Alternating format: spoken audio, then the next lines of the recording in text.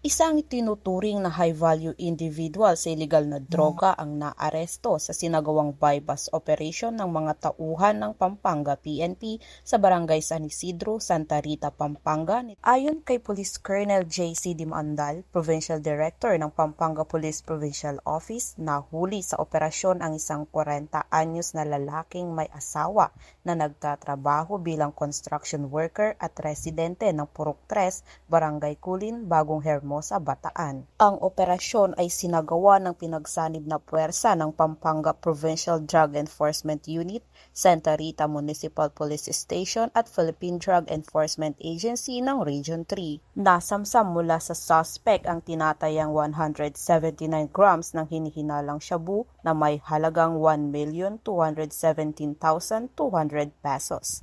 Kabilang din sa mga nakumpiska ang isang SYM na motorsiklo at isang itim na Realme cellphone na pinaniniwala ang ginamit sa transaksyon ng iligal na droga.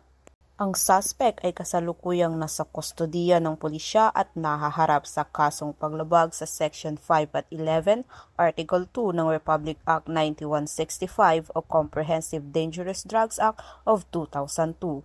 Ang tagumpay na ito ay malinaw na patunay ng walang humpay na pagsusumikap ng Pampanga PNP na wakasan ang problema sa iligal na droga na patuloy na sumisira sa kinabukasan at kapayapaan ng ating mga komunidad. Mula dito sa Gitnang Luzon, ako ang inyong PNN Correspondent, Patrolwoman Gili Advincula Peña, alagad ng batas, tagataguyod ng Balitang Pulis.